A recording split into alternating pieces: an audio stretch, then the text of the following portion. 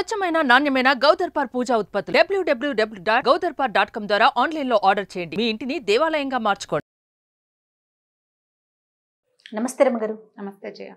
రమగారు, మనకి రకరకాల వ్రతాలు, నోములు, పూజలు ఉన్నాయి కదా. అయితే కొంతమంది చేయొచ్చు, వయస్సుతో సంబంధం, ఏ వయసు వారు చేయొచ్చు, ఏ వయసు వారు చేయకూడదు, లేకుంటే కొంతమంది చేయొచ్చు, చేయకూడదు, ఇలాంటి నియమాలు కొన్ని వింటున్నాం. అసలు ఇది ఎంతవరకు కరెక్టు? వ్రతాలు కానీ, నోములు కానీ, ప్రత్యేకమైన పూజలు కానీ, ఇప్పుడు కార్తీక మాసం, కార్తీక నోములని, కార్తీక పురాణం అని, నెక్స్ట్ మాఘమాసం వస్తుంది. అట్లా మనం ప్రతి మాసానికి ఏదో ఒక ప్రత్యేకత ఉంటుంది. ప్రత్యేకమైన నోములు కూడా ఉంటాయి కదా. కుటుంబ ఆచారాల ప్రకారం, మన సాంప్రదాయం ప్రకారం కొన్ని చేస్తుంటాం. పుట్టింట్లో వాళ్ళ ప్రకారమో, మెట్టినింటి ప్రకారమో.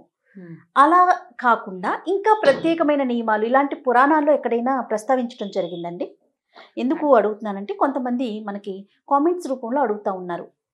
అంటే ఇది మనము డిస్కస్ చేయడానికి, మాట్లాడటానికి కొంత ఇబ్బంది అనిపించిన ఒక క్వశ్చన్ ఏం రేస్ చేశారంటే, వితంతువులు, భర్త చనిపోయిన మహిళలు ఇలాంటి వ్రతాలు కానీ, పూజలు కానీ చేసుకోవచ్చా అన్న ఒక క్వశ్చన్ చూసా నేను. సరే, అసలు నిజంగా మన పురాణాల్లో దీని గురించి ఏమన్నా చెప్పటం జరిగిందా? పురాణాల్లో అంటే కార్తీక పురాణంలో ఒక అమ్మాయి భర్త తండ్రి చనిపోతే ఆ అమ్మాయి కార్తీక వ్రతం చేసుకుందని, కార్తీక స్నానం చేసిందని, ఏకాదశి వ్రతం చేసుకుందని, విష్ణు పూజ చేసుకుందని, తర్వాత ఆమె విష్ణు పూజ చేసిన తర్వాత కావేరి స్నానం, నదీ స్నానం చేస్తుండగానే మరణించి మరుసటి జన్మలో ఆవిడ సత్యభామగా మారిందని, సత్యభామ ఇది వచ్చిందని చెప్పబడింది. అంటే అందరూ చేసుకోవచ్చనే కదా జయార్థ. అంతే కదా. అయితే ఏంటంటే, మన ఆచార వ్యవహారాలు ఇది వరకట్లాగా ఇప్పుడు లేవు, చాలా మటుకు మారిపోయినాయి. పద్ధతులు మార్చేసుకున్నాం మనం. అంటే ఈ దేశకాలమాన పరిస్థితుల ప్రకారం పద్ధతులు మారిపోతాయి కదా. అయితే ఈ కార్తీక పురాణంలోనే ఒక చోట ఇలా వితంతువైన స్త్రీ చేతి భోజనం తినకూడదని ఒక వాక్యం ఉంది. ఇలాంటి వాక్యాలు విన్నప్పుడు ఏదో నేను క్యాజువల్గా చదివేశాను, కానీ విన్నవాళ్ళు కొంచెం కష్టపెట్టుకుంటారు. మనకు కూడా కష్టంగానే ఉంటుంది. అవును, అసలు దీని గురించి మాట్లాడాలి అంటేనే మనం ఇంతకు ముందు చాలాసేపు మాట్లాడుకొని కొంచెం డెలికేట్గా అనిపిస్తుంది. కాకపోతే ఇది చేయకూడదని అలాంటివి లేవు. పూజ చేసుకోవచ్చు. భగవత్ పూజకి ఎటువంటి తప్పు లేదు. సాధారణంగా ఏంటంటే ఏదో పసుపు కుంకాలు ఇవ్వకూడదు, పక్కన భర్త లేడు కాబట్టి కొన్ని రకాల పూజలు, పీటల మీద కూర్చోటాలు వాటికి అవకాశం లేదు. కానీ భగవత్ పూజకి, ఏకాదశి వ్రతానికి కానీ, కార్తీక వ్రతం, మార్గశిర వ్రతం, మాఘ వ్రతం వేటికి తప్పులేదు. అవన్నీ జీవుడి కోసం చేసుకునేవి. భర్తలతోటి కలిసి చేయవలసిన ప్రత్యేకమైన విధులని వాటిని అవి చేయలేకపోతారు కానీ భగవత్ పూజా విధానానికి ఎటువంటి తప్పు లేదు. నాకు అనిపిస్తూ ఉంది, ఇప్పుడు పూర్వకాలంలో సతీ సహగమనం ఉండేది. భర్త చనిపోయిన వెంటనే భార్యను కూడా ఆ చితిలో వేసి కాదు జయ, ఇవేంటంటే స్వచ్ఛందంగా మొదలు పెట్టబడిందే సతి. భర్త మరణం, ఆ తర్వాత తమకు ఏదైనా అవమానం వస్తుందేమోనని, లేకపోతే భర్తలు లేకుండా ఇలాగా వితంతు రూపంతో ఉండటం ఇష్టపడని వాళ్ళు స్వచ్ఛందంగానే వెళ్ళేవారంటారా? సతీ సహగమనానికి వెళ్ళేవాళ్ళు. ఇవి రాజ్యాలలో రాణులు వాళ్ళు చేసినవి. మరి తర్వాత కాలంలో దాన్ని రూపుమాపాలనే ఉద్యమాలు కూడా ఎలా వచ్చినాయంటే, ఇప్పుడు బలవంతంగా చేయటం వల్ల చిన్న చిన్న పిల్లల్ని, ఇక వాళ్ళకి జీవితం లేదని వాళ్ళని చంపేయాలని ఇంటి వాళ్ళు, అత్తవారు ప్రయత్నించటం వల్ల సతీ సహగమనం అనేది స్వచ్ఛందమైనది. సహగమనం స్వచ్ఛందమైంది. స్వచ్ఛందంగా కాకుండా వీళ్ళు బతకాలని కోరుకుంటారు, వెనకాల పిల్లలు ఉంటారు, చంటి వెంటి పిల్లలు, కుటుంబం, లేదా వాళ్ళకే జీవితేచ్ఛ, ఇవన్నీ ఉన్నప్పుడు బలవంతంగా మా ఇంట్లో సతీ సహగమనం నువ్వు రావాల్సిందేనని బలవంతం చేయటం వల్ల మాన్పించారు బలవంతంగా. అంటే ఆ రోజుల్లో అలాంటి నియమాలు ఉండటం వల్ల, లేకపోతే బలవంతంగా ఉండటం వల్ల ఈ పూజలు ఇలాంటి వాటికి కూడా కొన్ని నియమాలు పెట్టడం జరిగిందేమో అనిపిస్తా ఉంది. అంటే కొన్ని నియమం, అసలు భగవత్ పూజ చేయకూడదన్న మాట ఎప్పుడూ లేదు. ఎవరైనా అర్హులే, ఎప్పుడూ లేదు. ఇప్పుడు కుంతీదేవిని తీసుకుందాం. మహాభారతం నాటి కుంతీదేవి కదా. ఆవిడ కృష్ణ పూజ, విష్ణు పూజ చేసుకునేది అనేది మనకు తెలుసు కదా. అవును. మరి పిల్లలు ఇంతంత ఉండగానే పాండురాజు మరణించాడు కదమ్మా. ఆవిడ పూజ, తపస్సు ఉన్నాయి. ఆవిడ ఎక్కడ కూర్చొని ప్రార్థించినా కృష్ణుడు పలికి వచ్చేవాడు ఆవిడని చూడడానికి. ఎలాగా? పూజ లేకుండానే వచ్చాడా? లేదు కదా. అపారమైన భక్తి భావం కలిగిన భక్తి ఉంది మరి ఆవిడకి పనికొచ్చింది, ఇతరులకు ఎందుకు పనికిరాదు? ఎవరికైనా పనికొస్తుంది. ఇంకా నేను మీకు చెప్తాను వినండి. లక్షవత్తుల నోములు ఉంటాయి. లక్షవత్తుల నోము భర్త గతించిన తర్వాత కూడా, పెద్దవారయ్యాక కూడా చాలా ఇళ్లలో బామ్మగారులు వాళ్ళే ఒత్తులు చేసుకుని లెక్కబెట్టి కట్టలు కట్టి బొట్టుపెట్లు వాటిల్లో దాచిపెట్టుకుని ఆ మొత్తం లక్ష అయ్యాక కొడుకు కోడలు కూర్చొని చేయవలసిన యజ్ఞహోమాదులన్నీ కొడుకు కోడలు చేస్తారు. ఈవిడతోటి లక్షవత్తులు నోము చేసుకుంటారు. ఇప్పటికీ కూడా మా బంధువుల్లో కూడా జరిగింది అట్లా. బాబాయ్ గారు లేకపోయినా మా పిన్ని గారు ఒక ఆవిడ వాళ్ళ కుమారుడు కోడలు చక్కగా చేయించారు. జరుగుతాయి, అవి ఉండేవి, అప్పుడు ఉన్నాయి, తర్వాత కూడా ఉన్నాయి. కొన్నిటికి పనికిరావు. ఇదేదో మాట్లాడతారు జయ. ఇప్పుడు మా నాన్నగారు లేరు, నా పెళ్ళికి మా అమ్మ అక్షింతలు వేయలేదా? మా నాన్న ఉంటేనే అమ్మ, కాకపోతే కాదా? అమ్మ అమ్మే కదండి. అమ్మ అమ్మే కదా ఎవరికైనాను. మన తాతగారు లేరు, మా నాయనమ్మ అక్షింతలు వేయదు. ఎందుకు వేయరు? అక్షంతలు ముట్టుకోకూడదు, పసుపు ముట్టుకోకూడదు, బొట్లు అవి పెట్టరు. ఏవో ఒకటి రెండు సిద్ధాంతంగా అవి చేయకూడదు అనుకుంటారు. నాయనమ్మకి దండం పెట్టడం, మా అమ్మకి, మా నాన్న లేకపోతే మా అమ్మకి దండం పెట్టకూడదు అన్న మాట ఉందా ఎక్కడైనా? ఎప్పటికీ అమ్మ అమ్మే కదా. ఆవిడ స్థానం ఆవిడదే కదా. ఆవిడదే కదా. తల్లి కదా, మనిషి ఉన్నారా లేదా అనేది తర్వాత విషయం, అది వేరే విషయం. అది మిగిలిన వాళ్ళకి. నాకు అక్కర్లేదు. నాకు అంటే వ్యక్తికి అక్కర్లేదు, నేనని కాదు, వ్యక్తులకు అక్కర్లేదు. అసలు అది అవసరమే లేదు. కొన్ని పనికిరావని పెద్దవాళ్ళు భావిస్తారు.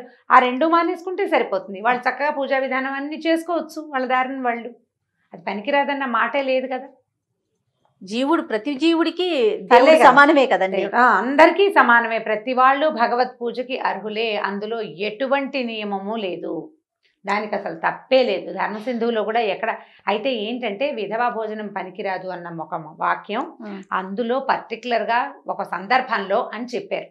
అది కూడా ఏమిటి, తల్లి అయితేనో లేకపోతే మేనత్త అయితేనో పనికిరాదని ఏం అనలేదు. పనిమాల వెళ్ళి ఎక్కడైనా తినద్దన్నారు.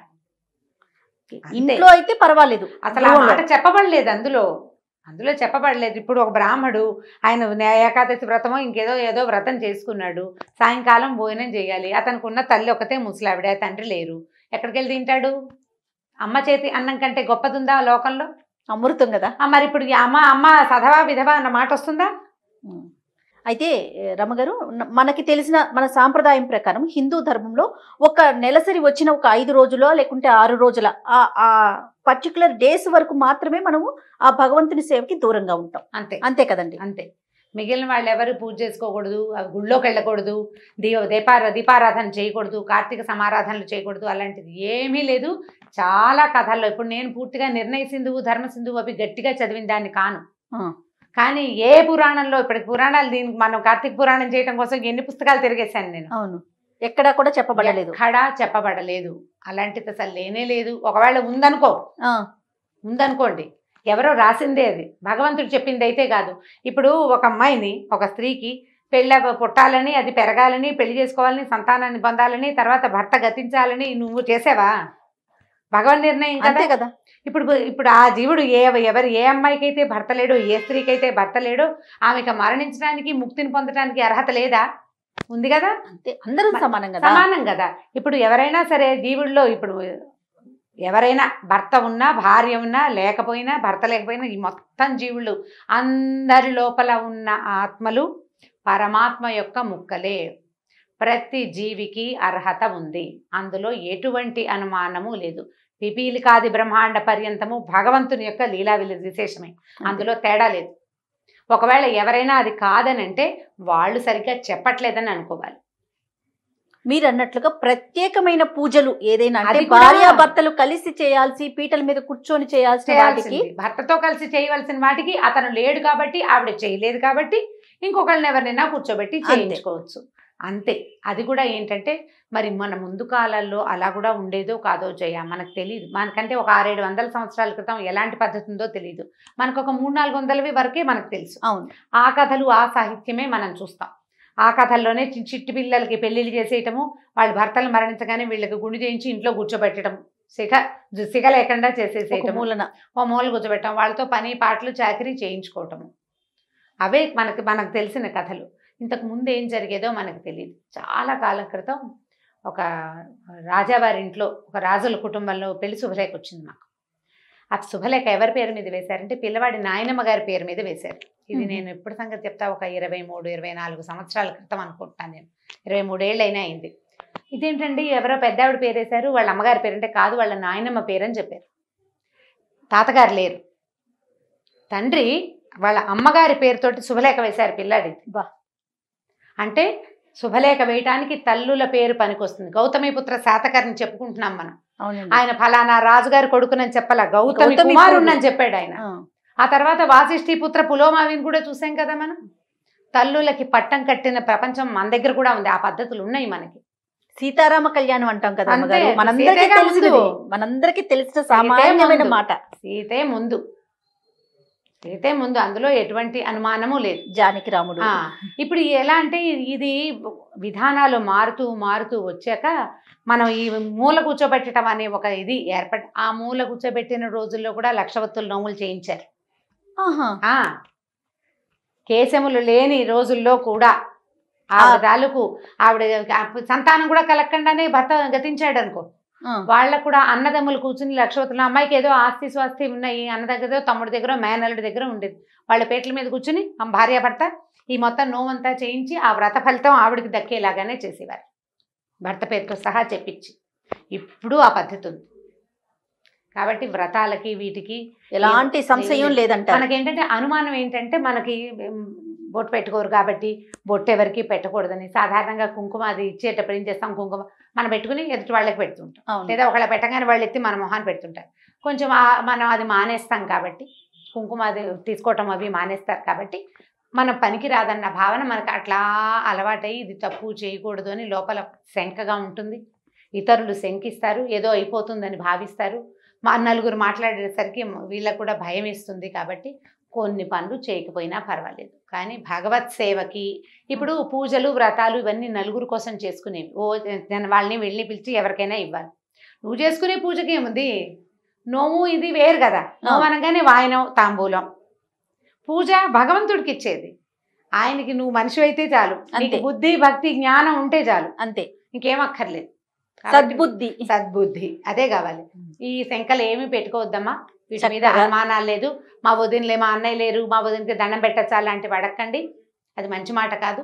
మన హితం కోరేవాళ్ళు ఒకరైనా ఇద్దరైనా, మన హితోభిలాషులు అంటే మనకు శ్రేయోభిలాషులు, మన హితం కోరేవాళ్ళు, మన రక్త సంబంధికులు, మన వాళ్ళు, స్నేహితులు, మన చుట్టుపక్కల చిన్నతనం నుంచి మనతో కలిసి ఉన్న వాళ్ళు ఏ కాకలైనా వాళ్ళని చిన్నబుచ్చద్దు, మీరు చిన్నబుచ్చుకోవద్దు.